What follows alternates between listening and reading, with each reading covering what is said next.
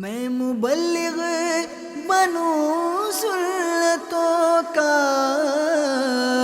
خوب چرچا کروں سنتوں کا، ہو کرم بہر خاک مدینہ۔ الحمدللہ رب العالمین، والصلاة والسلام علی سید المرسلین، اما بعد فاعوذ باللہ من الشیطان الرجیم، بسم اللہ الرحمن الرحیم۔ الصلاة والسلام علیک یا رسول اللہ وعلى آلك وأصحابك يا حبيب الله۔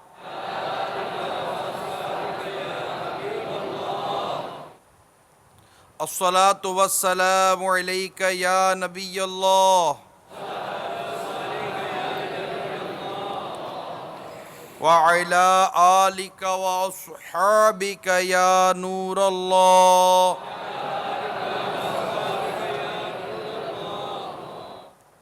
نویت سنت الاعتکاف۔ سرکار مدینہ سلطان باقرینہ قرار قلب و سینہ صلی اللہ تعالی علیہ وآلہ وسلم کا ارشاد رحمت بنیاد ہے۔ مجھ پر درود پاک کی کثرت کرو، بے شک یہ تمہارے لیے طہارت ہے۔ صلو علی الحبیب صلی اللہ علیہ محمد۔ نیت المؤمن خیر من عملہ، مسلمان کی نیت اس کے عمل سے بہتر ہے۔ اللہ کی رضا پانے اور ثواب بڑھانے کے لیے آئیے کچھ اچھی نیتیں کیے لیتے ہیں۔ اول تاخیر بیان میں شریک رہوں گا۔ جتنی نیتیں بڑھاتے جائیں گے ثواب اسی قدر بڑھتا چلا جائے گا۔ آپس میں ملاقات کروں گا، اسلامی بھائیوں کی دل جوئی کروں گا، غم خواری کروں گا، انفرادی کوشش کروں گا، علاقہ دورہ برائے نیکی کی دعوت میں شرکت کی بھی دعوت دوں گا۔ یوں بہت ساری نیتیں ہفتہ وار اجتماع میں شرکت کی جا سکتی ہیں اگر نیت کرنے کا مدنی ذہن ہو تو ڈھیر ثواب ملے گا۔ سلام کروں گا، سلام کا جواب دوں گا، چھینک آئے گی تو الحمدللہ کہوں گا، کسی نے الحمدللہ کہا تو یرحمک اللہ کہوں گا، کسی نے یرحمک اللہ کہا تو یغفر اللہ لنا ولکم بھی کہہ لوں گا، اعتکاف کی نیت کروں گا۔ اب آپ سوچئے کہ کتنی نیتیں کی جا سکتی ہیں۔ ہفتہ وار اجتماع میں شرکت کرنے والے خوش نصیب اسلامی بھائی اتنی نیت کر کے ڈھیر ثواب حاصل کر سکتے ہیں۔ مدنی چینل کے ناظرین حسب حال نیتیں کرتے رہیں۔ دھکا وغیرہ لگا جیسے ہفتہ وار اجتماع میں جاتے ہیں، صبر کروں گا، کوئی اسلامی بھائی آیا تو جگہ کشادہ کر دوں گا۔ نگاہیں نیچی رکھنے کی عادت بنانے کے لیے ہو سکا تو نگاہیں نیچی کر کے بیان سننے کی کوشش کروں گا۔ درس و بیان کی تعظیم کی نیت سے دو زانوں بیٹھوں گا، پردے میں پردہ کرنے کی بھی کوشش کروں گا۔ تو یوں اچھی نیتیں کیجئے۔ میں بھی نیت کرتا ہوں اعلاء کلمۃ الحق، یعنی اللہ تعالیٰ کا کلمہ بلند کروں گا، نیکی کی دعوت دوں گا، برائی سے منع کروں گا، دعوت اسلامی کے جملہ مدنی کام بشمول مدنی قافلہ مدنی انعامات وغیرہ کی رغبت بھی دلاؤں گا۔ صلو علی الحبیب صلی اللہ تعالی علیہ وسلم، توبوا الی اللہ استغفر، صلو علی الحبیب صلی اللہ تعالی علی محمد۔ 23واں پارہ سورہ الصافات، یہ سورہ یاسین کے بعد جو سورہ مبارکہ ہے، اس کی آیت نمبر 100 میں حضرت سیدنا ابراہیم خلیل اللہ علی نبینا و علیہ الصلوۃ والسلام کی یہ دعا بیان کی گئی ہے، ربی حبلی من الصالحین، ترجمہ کنز الایمان، الہی مجھے لائق اولاد دے۔ اس کی اگلی آیت میں ارشاد ہوتا ہے فَبَشَّرْنَاهُ بِغُلَامٍ حَلِيمٍ، ترجمہ کنز الایمان، تو ہم نے اسے خوشخبری سنائی ایک عقل مند لڑکے کی۔ کہتے ہیں کہ اس وقت جب آپ کو یہ عظیم نعمت حضرت اسماعیل ذبح اللہ علی نبینا علیہ صلی السلام عطا ہوئے، کم و بیش آپ کی عمر مبارک حضرت ابراہیم علیہ السلام کی 86 برس بتائی جاتی ہے، کم و بیش۔ تو اب آپ غور کیجئے کہ کس قدر آپ کو آپ کے اس لخت جگر سے پیار ہوگا۔ لیکن حضرت ابراہیم خلیل اللہ علی نبینا علیہ صلاۃ السلام کی جو حیات مبارکہ ہے، اس میں اس قدر امتحان اور آزمائشیں ہیں، اور اس قدر آپ کی حیات مبارکہ میں قربانیاں ہی قربانیاں ہیں، کیونکہ آپ اللہ کے خلیل ہیں، اور اللہ تبارک و تعالیٰ آپ کی تعریف خود قرآن پاک میں ارشاد فرماتا ہے، اور اللہ نے ابراہیم کو اپنا گہرا دوست بنایا۔ یہ سورہ نساء میں ارشاد ہوتا ہے، اور سورہ مریم میں ہوتا ہے بے شک وہ صدیق تھا، غیب کی خبریں بتاتا۔ اور بھی بہت ساری تعریفات ہیں حضرت ابراہیم خلیل اللہ علی نبینا علیہ الصلوۃ والسلام کا جو ذکر مبارک اگر ہم قرآن پاک میں دیکھتے ہیں، سورہ بقرہ میں آپ کا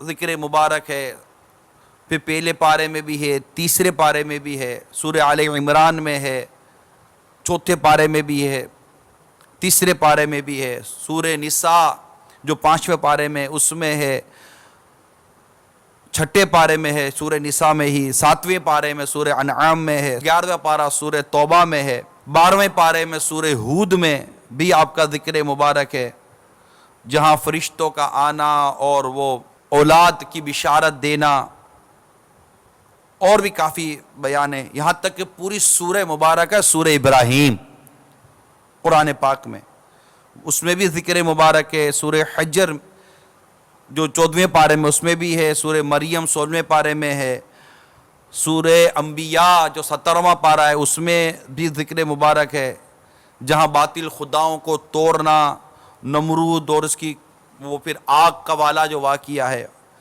اور یہی اسی طرح کا واقعہ سورہ صافات میں بھی بیان ہوا ہے۔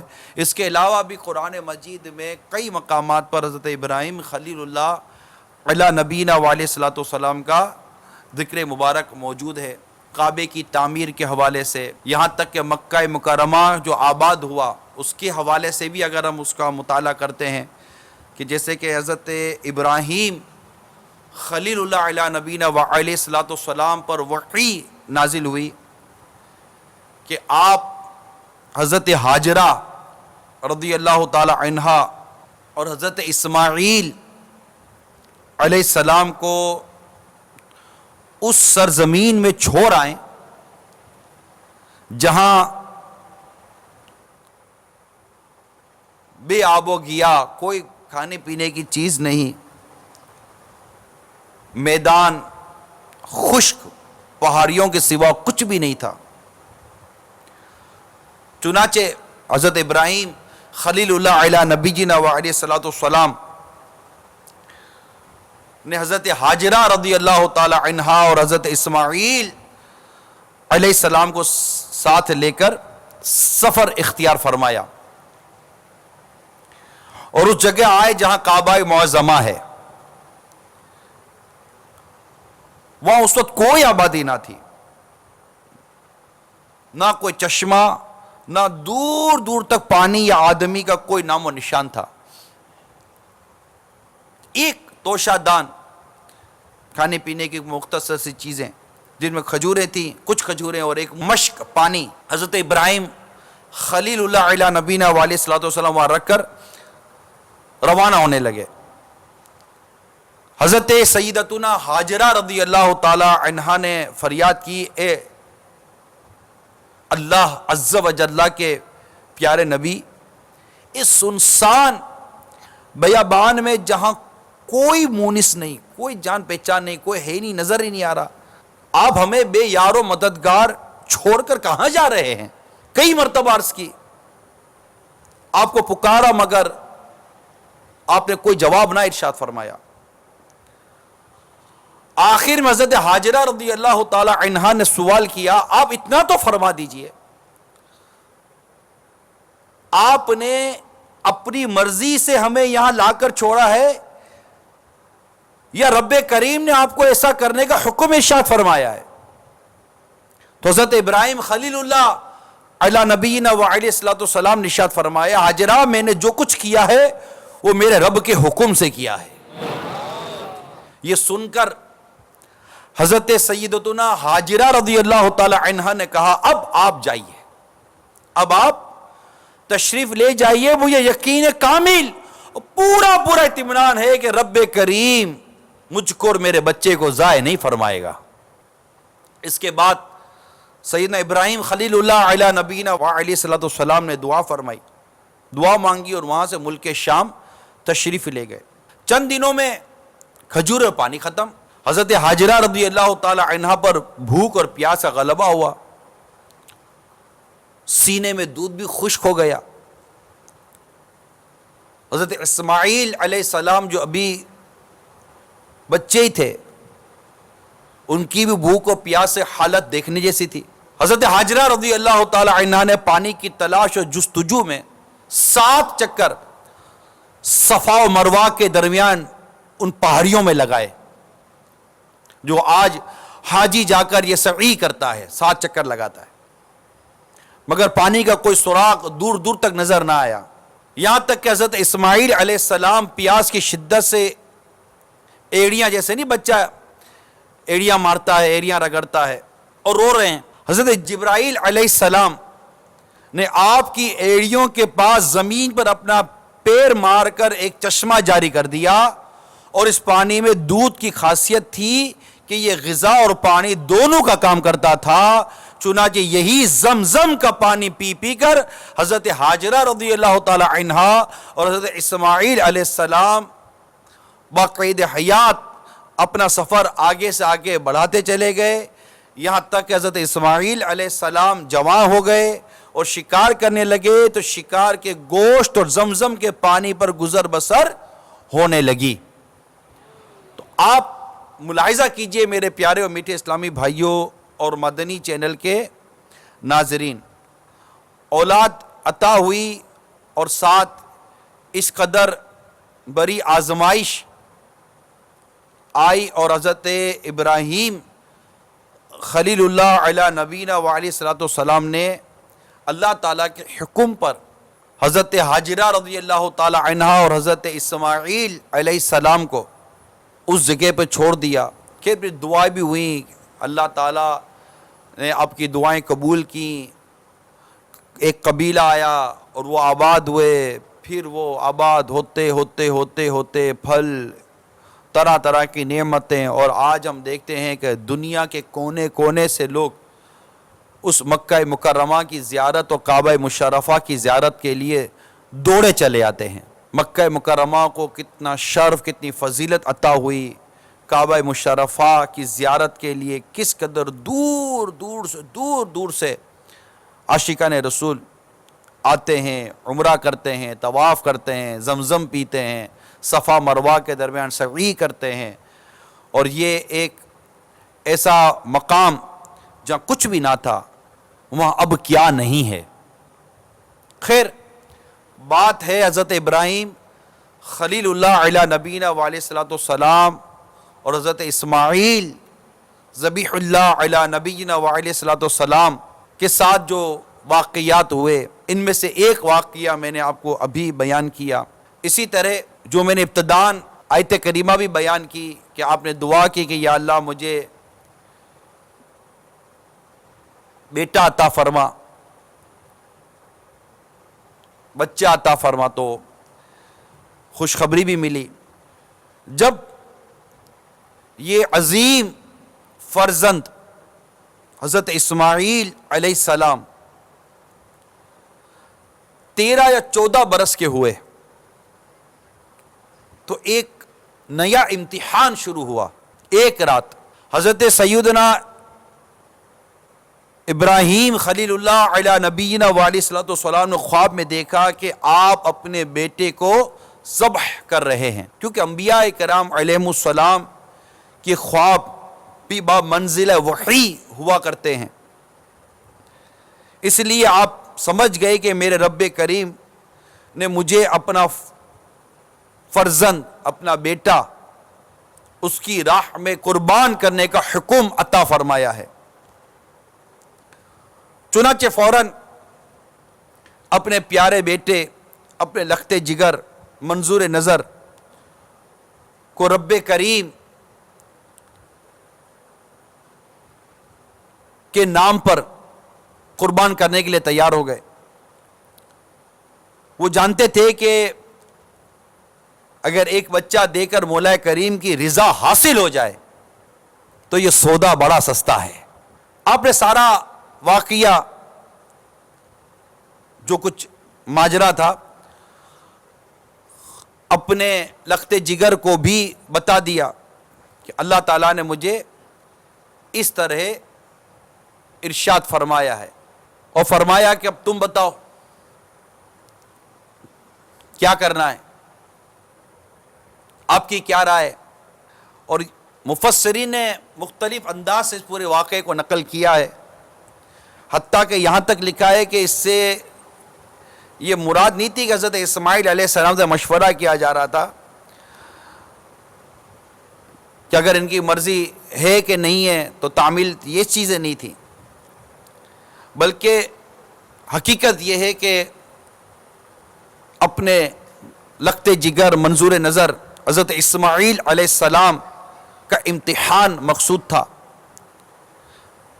یعنی جس بچے نے حضرت ابراہیم خلیل اللہ علی نبینا وعلیہ الصلوۃ والسلام کی گود میں پرورش پائی، حضرت سیدتنا ہاجرہ رضی اللہ تعالی عنہا کا دودھ پیا ہے، جس کو پہلے دن سے ہی یہ درس دیا جاتا رہا ہے کہ اللہ تعالیٰ کی رضا حاصل کرنے کے لیے اگر جان بھی قربان کرنی پڑے تو قطعاً اس میں رکنا نہیں چاہیے. اب اتنی عمر بھی بڑی ہو گئی تھی، جو کچھ تربیت کی گئی تھی اب اس کے امتحان کا بھی گویا کہ ایک طرح سے وقت تھا. اور پھر یہ بھی مفسرین نے لکھا ہے کہ یہاں پر یہ بھی بات تھی کہ حضرت ابراہیم علیہ السلام خود ہی اتنی عظیم امتحان میں جو کامیابی کی طرف جو قدم تھا اس میں اکیلے کیوں رہیں، میرا بیٹا بھی میرے ساتھ ساتھ اس میں کامیابی کی منزلیں طے کرتا چلا جائے. چنانچہ حضرت اسماعیل علیہ السلام نے جو جواب ارشاد فرمایا، وہ جواب بھی قرآن پاک نے بڑا پیارا نقل کیا. جب یہ پوچھا گیا کہ تو دیکھ تیری کیا رائے ہے، تو حضرت اسماعیل علیہ السلام نے جو کچھ فرمایا، اس کا ترجمہ کنز الایمان قرآن پاک کا بیان کر رہا ہوں. کہا اے میرے باپ، خوبصورت جواب سنیے، قال یا ابت افعل ما تؤمر ما تؤمر، کہا اے میرے باپ کیجئے جس بات کا آپ کو حکم ہوتا ہے. خدا نے چاہا تو قریب ہے کہ آپ مجھے صابر پائیں گے. یہ جواب حضرت اسماعیل علیہ السلام نے اپنے والد ماجد حضرت ابراہیم خلیل اللہ علی نبینا وعلیہ الصلوۃ والسلام کو بیان کیا، اور ساتھ ہی انشاءاللہ کے کلمات مبارک کا بھی ساتھ اضافہ فرمایا کہ یہ بھی ایک جیسے کہ اپنے مقام عبدیت اور ایک نیاز مندی کا یہ بیان ہے. میں صبر کروں گا لیکن تب جب میرے رب کو منظور ہوگا. یعنی اگر میرے مقام رضا میں کامیابی حاصل کر لی اور اس نازک امتحان میں سرخرو ہوا تو اس میں میرا کوئی کمال نہ ہوگا، محض میرے رب کا احسان و کرم ہوگا کہ مجھے صابر بننے کی توفیق عطا فرمائی۔ یہ کتنی خوبصورت بات ہے، اس پر ہم سب غور کریں کہ میرے رب نے چاہا تو ہوگا، میرے رب نے چاہا تو یہ کر سکوں گا، میرے رب نے چاہا تو یہ کر سکوں گا۔ ہمیں گویا کہ ایک تربیت اور ایک تعلیم ہے کہ انسان کا اپنا کیا، ہم تو کوئی چیز اپنے کمال پہ لے لیتے ہیں نا، اللہ چاہتا ہے تو ہی نیکی کی توفیق ملتی ہے، اللہ نہ چاہے تو نیکی کی توفیق نہیں ملا کرتی۔ کسی شاعر نے لکھا ہے، یہ فیضان نظر تھا یا مکتب کی کرامت تھی، یہ فیضان نظر تھا یا مکتب کی کرامت تھی، سکھائے کس نے اسماعیل کو آداب فرزندی۔ خیر، حضرت ابراہیم خلیل اللہ علیہ نبینا و علیہ السلام اپنے لخت جگر حضرت اسماعیل علیہ السلام کو لے کر اللہ تعالیٰ کے حکم کی تعمیل کے لیے صبح ہی اپنے گھر سے روانہ ہوئے، جوان بیٹا ساتھ، اور قربانی کے لیے شادہ شادہ جا رہے ہیں۔ شیطان مردود ایسے موقع پر اس نے کوشش کی کہ میں ان کو بہکاؤں، چنانچہ پہلے وہ دوڑتا ہوا گھر پہنچا، حضرت حاجرہ رضی اللہ تعالی عنہا جہاں تشریف فرماتی، اور پوچھا کہ یہ دونوں حضرت اسماعیل علیہ السلام، حضرت ابراہیم علیہ السلام، یہ دونوں کہاں ہیں؟ تو بتایا کہ باہر گئے۔ شیطان نے اپنا داؤ کھیلا اور اس نے اس طرح کی باتیں بتانی شروع کی کہ تمہیں معلوم نہیں وہ اپنے بیٹے کو قربان کرنے کے لیے جا رہے ہیں، ذبح کرنے کے لیے جا رہے ہیں، تھوڑی دیر کے بعد تمہارے پاس یہ خبر آئے گی۔ آپ نے کہا نہیں، ایسا نہیں ہو سکتا، کہا وہ یوں ہی کرنے جا رہے ہیں کہ ان کے رب نے ان کو حکم ارشاد فرمایا ہے۔ اس پر حضرت حاجرہ رضی اللہ تعالی عنہ نے جواب دیا، اگر رب کریم کا حکم ہے تو مجھے کوئی اعتراض نہیں، ہزاروں اسماعیل ہوں تو بھی اس کے ایک حکم پر قربان کرنے کے لیے ہم تیار ہیں۔ ماں کا دل بڑا نرم ہوتا ہے۔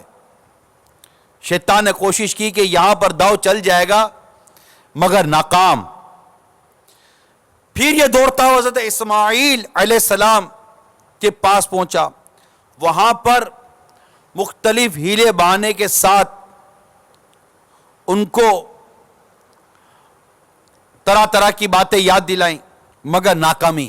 پھر حضرت ابراہیم خلیل اللہ علیہ نبینا و علیہ السلام پر بھی اس مردود نے کوشش کی اور طرح طرح کے خیالات اور طرح طرح کی باتیں کرنے لگا مگر ناکامی۔ البتہ شیطان ناکام اور نامراد ہو کر وہاں سے لوٹا۔ جب دونوں یعنی حضرت ابراہیم خلیل اللہ علیہ نبینا و علیہ السلام اور حضرت اسماعیل علیہ السلام ایک مقام پر پہنچے تو حضرت اسماعیل علیہ السلام نے عرض کی، میرے ہاتھ اور پاؤں رسی سے باندھ دیجئے، کہیں ایسا نہ ہو کہ بے خبری میں انہیں ہلا بیٹھوں اور آپ پر میرے خون کے چھینٹے پڑ جائیں، نیز میرا منہ زمین کی طرف کر دیجئے تاکہ میرا چہرہ دے کر آپ اس قربانی جو آپ دینے جا رہے ہیں اسے رک نہ جائیں۔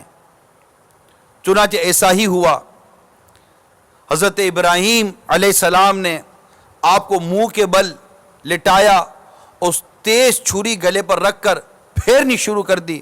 مفسر لکھتے گویا کہ جیسے کہ عالم بالا میں ایک لرزہ طاری ہو گیا ہوگا، اور فرشتوں کو انی عالم ما لا تعلمون، جو حضرت آدم علیہ السلام کی تخلیق کے وقت اللہ تعالیٰ نے فرشتوں سے فرمایا تھا کہ جو میں جانتا ہوں وہ تم نہیں جانتے، کہ گویا کہ تفسیر کا علم حاصل ہوا ہوگا۔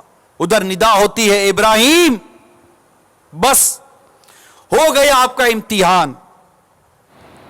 گویا کہ قرآن مجید میں ارشاد ہوتا ہے، ترجمہ کنز الایمان، تو جب ان دونوں نے ہمارے حکم پر گردن رکھی اور باپ نے بیٹے کو ماتھے کے بل لٹایا، اس وقت کا حال نہ پوچھ، اور ہم نے اسے ندا فرمائی کہ ابراہیم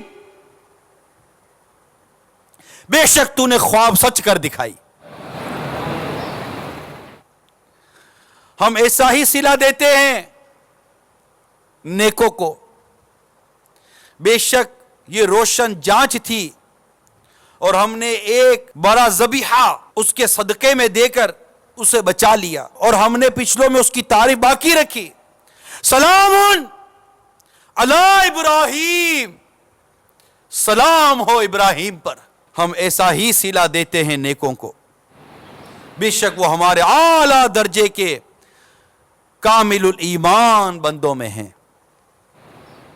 میرے میٹھے میٹھے اور پیارے پیارے اسلامی بھائیوں اور مدنی چینل کے ناظرین، کس قدر قربانیوں کا یہ سفر ہے، اور رب تعالیٰ کی حکم پر، رب تعالیٰ کی رضا کے لیے کسی کیسی قربانیاں تاریخ اسلام میں بیان کی جاتی ہیں۔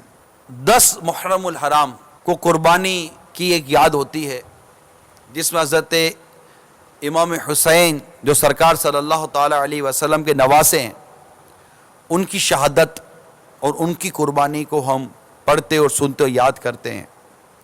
اور 10 ذی الحجۃ الحرام، اسلامی سال کا آخری مہینہ کی 10 تاریخ ہم اس قربانی کو یاد کرتے ہیں، اور قربانی کے جانور بھی ہم اللہ کے حضور پیش کرتے ہیں۔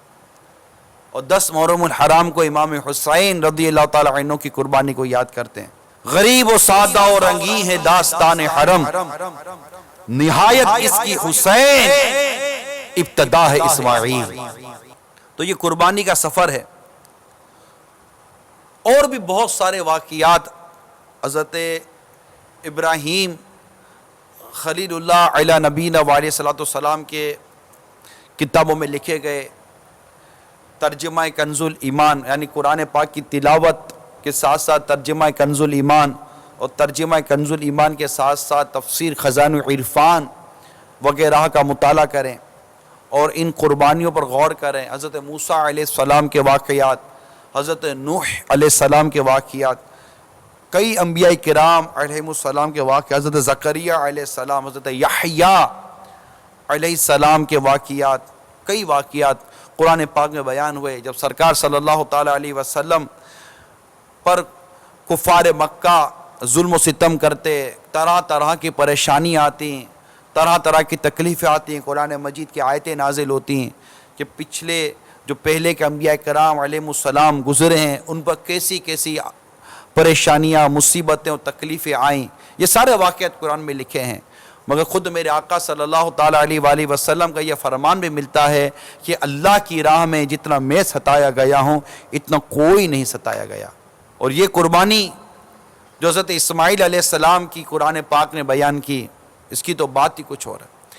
ایک قربانی کا بیان میرے آقا صلی اللہ تعالیٰ علیہ وسلم کو بھی پتہ چلا جب حضرت امام حسین رضی اللہ تعالیٰ عنہ کربلا کے میدان میں شہید ہونے والا واقعہ، تو آپ نے بھی کس قدر صبر کیا۔ تو میرے میٹھے اور پیارے اسلامی بھائیوں اور مدنی چینل کے ناظرین، ہم اس دنیا میں بہت زیادہ مسرتوں اور خوشیوں میں اور آسائشوں میں کھوئے ہوئے ہیں۔ اسلام کی، دین کی، قرآن پاک کے یہ واقعات بدقسمتی سے ہمارے بچوں کو پتہ ہی نہیں ہے کہ کس طرح اپنی اولاد کی قربانیاں، اپنی نفس کی قربانیاں، اپنی جان کی قربانیاں، اپنے مال کی قربانیاں صدیوں سے اللہ کی رضا کے لیے اللہ کے بندے دیتے چلے آ رہے ہیں۔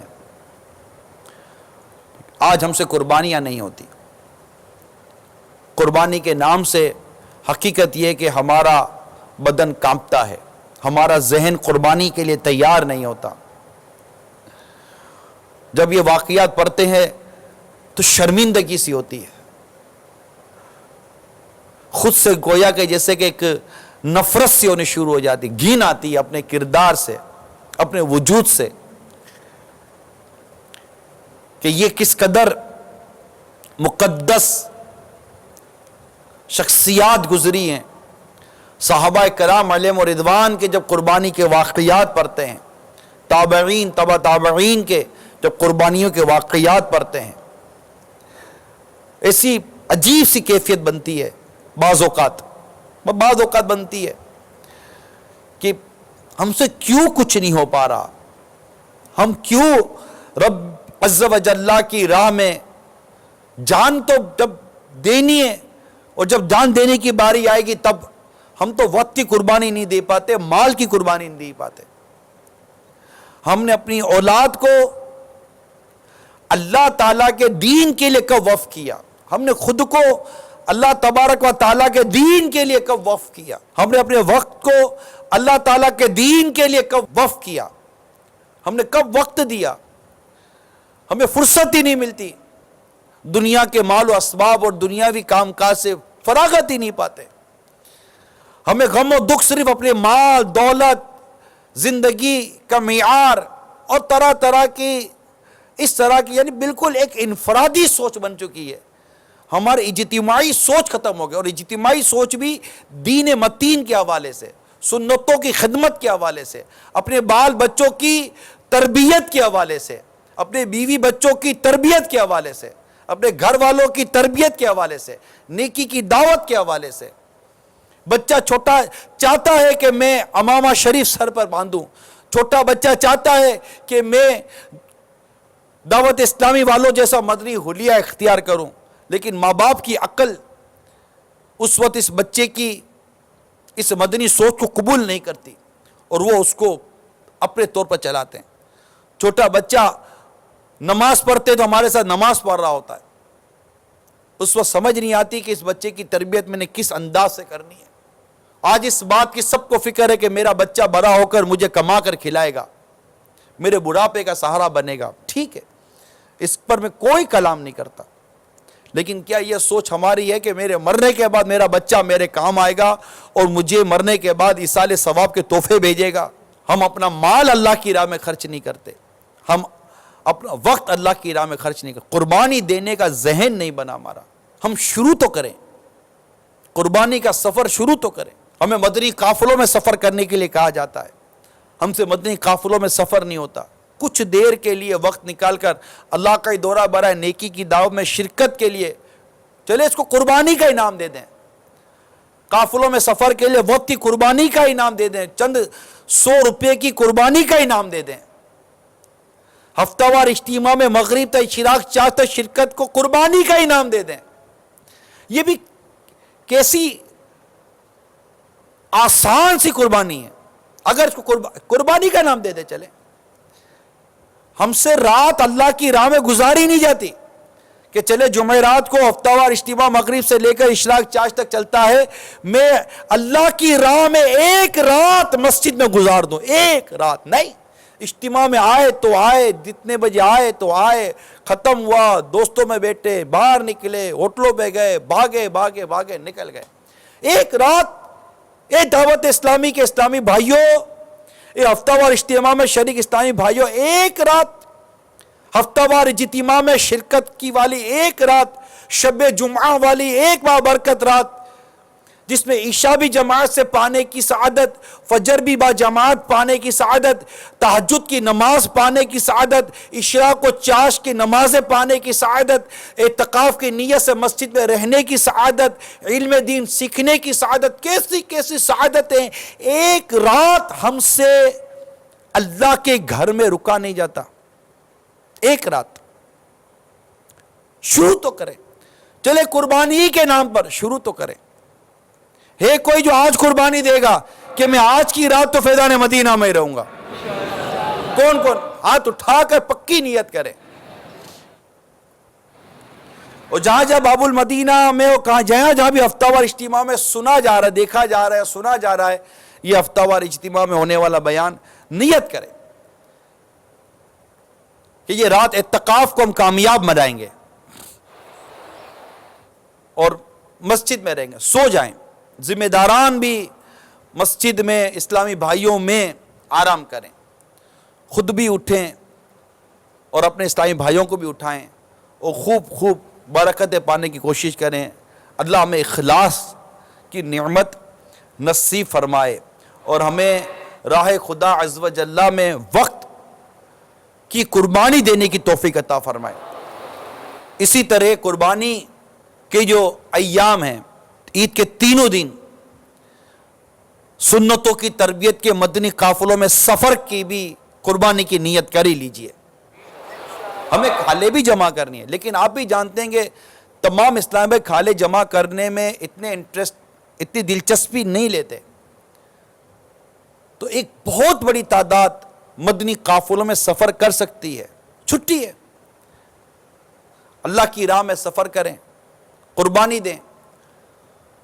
ملک بھر میں چھٹی ہے، لوگ فارغ ہیں، ان کو نیکی کی دعوت دیں، نماز کے لیے مسجد میں لے کر آئیں۔ نہ جانے آپ کا یہ عید کے دنوں میں وقت دینا نہ دینا کتنے بے نمازیوں کو نمازی بنا دے گا، کتنے سنتوں کے دور لوگوں کو سنتوں کا عامل بنا دے گا، کتنے لوگوں کو غسل سکھا دیں گے، کتنے لوگوں کو وضو کا طریقہ سکھا دیں گے، کتنے لوگوں کی کتنی اصلاح متوقع ہے۔ ایک قربانی کی بات ہے، ایک قربانی کی بات۔ تو میں امید کروں کہ ہم انشاءاللہ تعالی ان عید کے دنوں میں دعوت اسلامی کے سنتوں کی تربیت کے مدنی قافلوں میں سفر اختیار کریں گے۔ اللہ تعالی ہمیں توفیق عطا فرمائے۔ تو یہ مینڈا جو ذبح ہوا، یہ واقعہ حضرت اسماعیل علیہ السلام کا میں نے آپ کے سامنے بیان کیا ہے۔ حضرت زید بن ارقم رضی اللہ تعالی عنہ بیان کرتے ہیں کہ رسول اکرم صلی اللہ تعالی علیہ وسلم سے آپ کے اصحاب نے پوچھا، یا رسول اللہ صلی اللہ تعالی علیہ وآلہ وسلم، یہ قربانیاں کیسی ہیں؟ تو میرے آقا صلی اللہ تعالی علیہ وسلم نے ارشاد فرمایا، یہ تمہارے باپ ابراہیم کی سنت ہیں۔ بڑی برکت اور بڑی فضیلت ہے یہ قربانی جو ہم جانور کی دیتے ہیں۔ ترمذی کے حوالے سے نقل ہے کہ سرکار مدینہ صلی اللہ تعالی علیہ وسلم سے روایت ہے، آپ نے فرمایا قربانی کرنے والے کو قربانی کے جانور کے ہر بال کے بدلے میں ایک نیکی ملے گی۔ حضرت ابو سعید خدری رضی اللہ تعالی عنہ بیان کرتے ہیں کہ رسول اکرم نور مجسم صلی اللہ تعالی علیہ وآلہ وسلم نے ارشاد فرمایا، اے فاطمہ، اپنی قربانی کے جانور کی نگہبانی کرو اور اس کے پاس موجود رہو، کیونکہ اس کے خون کے ہر قطرے کے بدلے میں تمہارے پچھلے گناہ معاف کر دیے جائیں گے۔ انہوں نے کہا، آقا کیا یہ اجر صرف ہم اہل بیت کے لیے خاص ہے یا ہمارے اور تمام مسلمانوں کے لیے ہے؟ آپ نے فرمایا بلکہ ہمارے اور تمام مسلمانوں کے لیے ہے۔ صلو علی الحبیب صلی اللہ تعالی علیہ وسلم۔ حضرت ابن عباس رضی اللہ تعالی عنہما بیان کرتے ہیں کہ رسول اکرم صلی اللہ تعالی علیہ وآلہ وسلم نے ارشاد فرمایا، عید الاضحیٰ کے روز اللہ تعالیٰ کے نزدیک سب سے زیادہ پسندیدہ وہ روپیہ ہے جو قربانی کے لیے خرچ کیا جائے۔ یعنی یہ ہمارے آقا صلی اللہ تعالی علیہ وسلم کا ارشاد ان لوگوں کے لیے بہت زیادہ توجہ طلب ہے جو اس طرح کی جو ہم جانور لیتے ہیں، قربانیاں کرتے ہیں، اس کے معاملے میں اپنی عقل کے گھوڑے دوڑاتے ہیں۔ جس چیز کا اللہ تعالیٰ نے اور اس کے پیارے رسول صلی اللہ تعالی علیہ وسلم نے ہمیں حکم ارشاد فرمایا، ہمیں وہی کرنا چاہیے کہ اسی میں دنیا اور آخرت کی بہتری اور بھلائی ہے۔ اور جو لوگ قربانی واجب ہونے کے باوجود قربانی نہیں کرتے یا کرتے ہیں تو صحیح نہیں کرتے، کئیوں پر قربانیاں واجب ہوتی ہیں گھر کے افراد پر، ایک چھوٹا جانور لیا، بکرا لے لیا اور اس کو ذبح کر دیا اور سمجھتے کہ سب کی قربانی ہو گئی، ایسا نہیں ہے۔ قربانی کس کس پر واجب ہے، کس کس طرح قربانی ہوتی ہے، قربانی کا جانور کیسا ہونا چاہیے، ان تمام تر کی تفصیلات امیر علیہ سنت کے اس رسالے ابلق گھوڑے سوار میں بیان کی گئی ہے۔ آپ اس رسالے کو لیں، اس میں قربانی کے فضائل بھی ہیں، قربانی کا طریقہ بھی ہے، قربانی کی دعا بھی ہے، اور ساتھ ہی ساتھ قربانی کے جانور کے حوالے سے کن کن کی قربانی نہیں ہوتی، وہ کیا عیب ہیں جانور کے جس کی وجہ سے قربانی نہیں ہوتی. اس طرح کے بہت سارے مدنی پھول رسالے ابلغ گھوڑے سوار میں لکھے گئے ہیں. اس رسالے کو لازمی طور پر اسلام بھائی لیں, اس کو پڑھیں, اس کو تقسیم کریں تاکہ اسلامی بھائیوں کی عاشقان رسول کی جو قربانیاں ہیں وہ درست ہوں اور انہیں خوب اجر و ثواب بھی ملے. حضرت زید بن ارقم رضی اللہ تعالیٰ عنہ بیان کرتے ہیں کہ مسلمانوں نے رسول اکرم صلی اللہ تعالیٰ علیہ وسلم سے پوچھا یہ قربانیاں کیسی ہیں؟ تو آپ نے ارشاد فرمایا یہ تمہارے باپ ابراہیم کی سنت ہیں. مسلمانوں نے پوچھا ان میں ہمارے لیے کیا اجر ہے؟ تو سرکار مدینہ صلی اللہ تعالیٰ علیہ وسلم نے ارشاد فرمایا اس کے خون کے ہر قطرے کے بدلے میں ایک نیکی ہے. اللہ تعالیٰ ہمیں خوش دلی کے ساتھ اس کی راہ میں قربانی کا جانور پیش کرنے کی توفیق عطا فرمائے. اور اس میں موجود جو روح ہے, ہم لوگ تفریح لیتے ہیں اور مزہ لے رہے ہوتے ہیں, لیکن میں نے امیر اہل سنت کو بارہا دیکھا ہے, آپ نے بھی شاید اس طرح کے ویڈیوز مدنی چینل پہ دیکھی ہوں کہ آپ جب اس طرح کے جانوروں کو ذبح ہوتا دیکھتے ہیں تو اس میں سے کافی عبرت کے مدنی پھول لینے کی اب کوشش کرتے ہیں. پھر ایک ماحول بنتا ہے, اس ماحول میں آپ اپنی سوچ اسلامی بھائیوں تک منتقل کرنے کی بھی کوشش کرتے ہیں تاکہ ان چیزوں میں جو اس کی روح ہے, اس میں سے جو سبق حاصل کرنا ہے وہ ہم پانے میں کامیاب ہو سکیں. بہت سارے مدنی پھول لکھے بھی جاتے ہیں کہ قربانی کے ذریعے ہمیں یہ عادت ڈالی جاتی ہے کہ جس طرح اللہ کے حکم پر ہم نے آج اس جانور کو اللہ کی راہ میں قربان کیا ہے, اگر وقت پڑا تو اپنی جان بھی اللہ کی راہ میں قربان کر دیں گے. یہ ایک جذبہ دیا جاتا ہے. مگر کیا کیجئے جو وقت بھی نہ دے سکے, صرف ان دنوں میں مدنی قافلوں میں سفر کا بھی وقت نہ دے سکے. سوچئے اس وقت ہماری سوچ کس قدر نیچے ہے اور ہمیں کس قدر اوپر کی طرف جانا ہے. اسی طرح قربانی اور تکبیرات تشریق جو پڑھی جاتی ہیں کی وجہ سے غیر حجاج کو بھی حجاج سے مناسبت ہو جاتی ہے.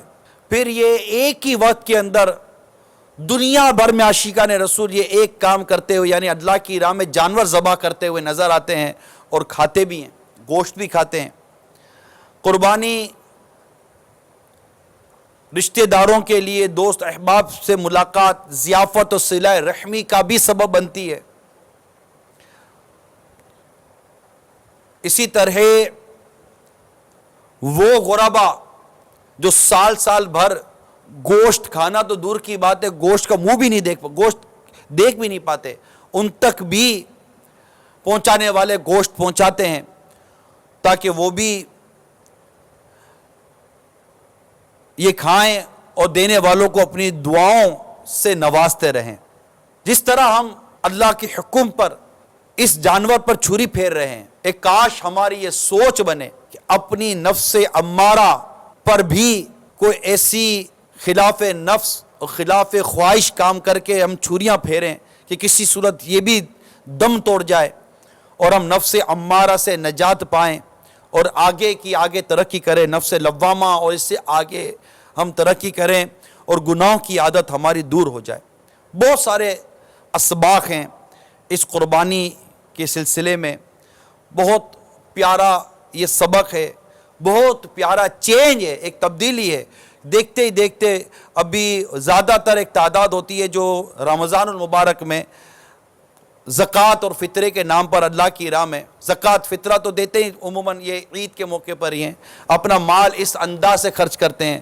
پھر چند ہی دنوں کے بعد ایک ایسا وقت آتا ہے کہ اللہ تعالیٰ کے حکم پر کروڑوں مسلمان دنیا بھر میں اس رب کریم کی رضا کے لیے اس کے نام پر جانور ذبح کرتے ہیں, جو جس طرح بھی چھوٹا بڑا جانور ذبح کرتے ہیں. تو یہ بہت بڑا چینج ہے, ایک بہت بڑی تبدیلی ہے. اس میں بہت سارے اسباق ہیں, اللہ تعالیٰ ان پر عمل کرنے کی ہمیں توفیق عطا فرمائے.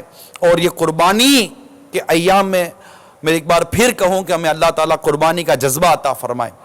قربانی کا ذہن عطا فرمائے، اور اللہ کی رضا کے لیے جس طرح ہم نے مال خرچ کیا، ایک جانور کو اس کی راہ میں قربان کر دیا، پھر گوشت ہم اللہ کے رضا کے لیے غریبوں میں، رشتہ داروں میں، مساکین میں، اور دوست احباب رشتہ داروں میں، پڑوسیوں میں تقسیم کرتے ہیں، صلہ رحمی کرتے ہیں، ایک محبت و پیار کا ایک انداز پیدا کرتے ہیں، ایک کاش کہ اس کا سلسلہ سال بھر جاری رہے، دشمنیاں ختم ہو، محبتیں پیدا ہوں، اتفاق پیدا ہو، اور آپس میں یہ لوٹ مار دھار کا سلسلہ بند ہو، سب عاشقان رسول پیار و محبت سے رہیں اور اللہ تبارک و تعالیٰ کی رضا والے کاموں میں مصروف عمل رہیں۔ یہ دعوت اسلامی ہمیں سنتوں بھرا یہ درس دیتی ہے۔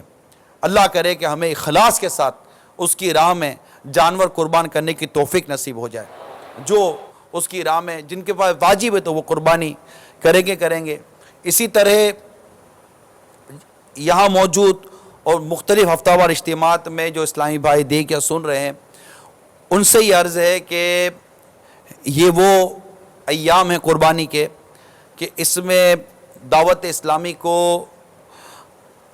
عاشقان رسول اپنے یہاں قربان ہونے والے جانوروں کی کھالیں دیتے ہیں تاکہ دعوت اسلامی مزید سنتوں کی خدمت آگے سے آگے بڑھائے۔ تو اول تو پہلے میں ان اسلامی بھائیوں کو عرض کروں کہ جو کھالے جمع کرنے کا ذہن بنائیے، جو اجتماع میں شریک ہیں، جو مدنی چینل پر ہیں، کہ ہم سب کو قربانی کی کھالیں جمع کرنی ہیں۔ میں نے پہلے عرض کر دی کہ سارے کے سارے قربانی کی کھالیں جمع کرنے میں دلچسپی نہیں لیتے، لہٰذا بھرپور تعداد میں مدنی قافلوں میں سفر بھی کروایا جائے، ٹھیک ٹھاک سفر کروایا جائے، اور ساتھ ہی ساتھ دعوت اسلامی کے لیے کھالے جمع کرنے کے لیے بھی ہم کمر بستہ ہو جائے۔ اگر ابھی تک آپ نے رابطے شروع نہیں کیے، رابطے شروع کر دیں، رسیدیں دینا شروع کریں اور قربانی کی کھالیں بک کرنا شروع کریں۔ لوگوں نے جانور لا کر اپنے یہاں باندھنے شروع کر دیے ہیں، آپ جلدی پہنچیں تاکہ آپ کو کھال دینے کا وہ کمنٹمنٹ کر لے، آپ کو کھال دینے کا وہ طے کر لے کہ ٹھیک ہے میں قربانی کی کھالیں دعوت اسلامی کو دوں گا۔ اور دعوت اسلامی یہ ڈھکی چھپی تحریک نہیں ہے، اس کا سنتوں بھرا یہ مدنی کام اب لاکھوں کروڑوں عاشقان رسول اپنی آنکھوں سے کچھ نہیں مدنی چینل پر تو دیکھ ہی رہے ہوتے ہیں کہ کس طرح جیلوں میں، گنگے بہرے اسلامی بھائیوں میں ہفتہ وار اجتماع کے حوالے سے، مساجد و مدارس کی تعمیرات کے حوالے سے، حفظ و ناظرہ کے حوالے سے، درس نظامی عالم کورس کے حوالے سے، مفتی کورس کے حوالے سے، دارالافتاء کے حوالے سے، مدنی چینل کے حوالے سے، مکتبۃ المدینہ کے حوالے سے، مدنی قافلوں کے حوالے سے، اور 92 سے زیادہ 92 سے زیادہ شعبہ جات میں جس طرح دعوت اسلامی سنتوں کی تربیت اور سنتوں کا کام سر انجام دے رہی ہے، ظاہر ہے کہ اس کام کو کرنے کے لیے کروڑوں نہیں اربوں روپیوں کی حاجت ہے۔ یہ میں درست کہہ رہا ہوں، اربوں روپیوں کی حاجت ہے۔ تو میں وہ تمام عاشقان رسول سے مدنی التجا کروں گا جو اپنے یہاں قربانی کریں گے، آپ اپنے یہاں ہونے والی قربانی کے جانور کی کھالیں دعوت اسلامی کہ سنت تو برے مہکے مدنی ماحول کو دیجئے، خود کال کیجئے، خود اسلامی بھائیوں کو بلا لیجئے، آپ کو اسلامی بھائی نظر آئیں گے، ان کو کہہ دیجئے کہ بھائی میرے یہاں جانور عید کے روز اتنے بجے کٹے گا اور آپ آ کر کھال لے جانا۔ کوئی نہیں یہاں پہنچتا، اللہ تعالیٰ آپ کو اس کی بہتر جزا دے گا کہ آپ خود کھال اٹھائیں، اور دعوت اسلامی کے بے شمار بستے ہیں، اس کی کوانٹٹی نہیں دی جا سکتی، تعداد نہیں دی جا سکتی، مسجد اللہ کا گلی دعوت اسلامی کے عاشقان رسول بستے لگاتے ہیں اور کھالے جمع کرتے ہیں، پھر ہمارے اسلامی بھائی کھالوں کو جمع کرتے ہیں، اس کی نگہداشت کرتے ہیں، اس کو سنبھالتے ہیں، نمک وغیرہ لگاتے ہیں تاکہ یہ اچھے داموں میں کھالے بکیں اور اس کی جو آمدنی ہو وہ دعوت اسلامی اپنے مدنی کاموں پر اور ہر نیک اور جائز کام پہ خرچ کر سکے۔ تو یہ سارے معاملات ہمارے سامنے ہوں، انشاءاللہ تعالیٰ آپ کو اللہ تعالیٰ کی بارگاہ سے امید ہے کہ آپ کو اس کا بھرپور اجر ملے گا۔ میں امید کروں کہ اسلامی بھائی کھالے بھی جمع کریں گے۔ اچھا، کون کھالے جمع کرنے کی کوشش کرے گا؟ مدنی قافلوں میں سفر ماشاءاللہ. تو یہ ہمیں ساتھ ساتھ چلانا ہے, ٹھیک ہے نا. اور مدنی قافلوں میں سفر کر کے مجھے اپنی اور ساری دنیا کے لوگوں کے اصلاح کی کوشش کو عملی جامہ پہنانا, کیونکہ یہ کھالے جمع کرنا یہ ہماری ضرورت, ہمارا مقصد نہیں ہے. ظاہر ہے کہ ہمارا بنیادی کام تو مدنی قافلے ہیں کہ ہم مدنی قافلے, مسجد برو تحریک, جس سے کھال کی بکنگ کرنے جانی اس کو بھی نیکی کی دعوت دینی. ہو سکتا ہے وہ بھی آپ کو کہے کہ جناب میں یہ قربانی کروں گا اور مدنی قافلے میں سفر کر جاؤں گا, کیا پتا, اس کو بھی مدنی قافلے کی دعوت دیں, اس کو بھی ہفتہ وار اجتماع کی دعوت دیں, اس کو بھی ہو سکے تو کوئی مقتۃ المدینہ کا رسالہ تحفے میں پیش کر دیں, اسے بھی مدنی انعامات کا رسالہ دیں. کیا پتا وہ مدنی انعام کا رسالہ کبھی اسے دیکھا پڑھا نہ ہو, دیکھو پڑھے تو صحیح کہ یار یہ زندگی گزارنے کا کتنا خوبصورت انداز ہمیں امیر اہل سنت نے عطا فرمایا ہے 72 مدنی انعامات کی صورت میں. تو یہ مطلب کہ مدنی انعامات, مدنی قافلے جو ہمارے بنیادی مدنی کام ہیں وہ سب آپ سمجھتے ہیں, جانتے ہیں, لیکن اتنی بڑی تحریک کو چلانے کے لیے جو اربوں روپے کے اخراجات اس کو پورا کرنے کے لیے ہمیں زکوٰۃ, فطرہ اور دیگر عطیات کے ساتھ ساتھ قربانی کی کھالیں بھی چاہیے ہوتی ہیں. تو سارے اسلامی بھائی بالکل کمر باندھ لیں کہ ہمیں قربانی کی کھالیں جمع کرنی ہے. اور اس مدنی چینل کے ناظرین اور جو یہاں اجتماعات میں موجود اسلامی بھائی جو اپنے یہاں جانور قربان کرتے ہیں ان سے بھی التجا ہے کہ اپنے یہاں قربانی کے جانور کی کھالیں دعوت اسلامی کو ضرور بھی ضرور دیجئے.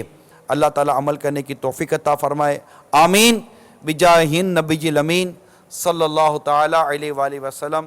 میں مبلغ بنوں سنتوں کا, خوب چرچا کروں سنتوں کا, ہو کرم بہر خاک مدینہ.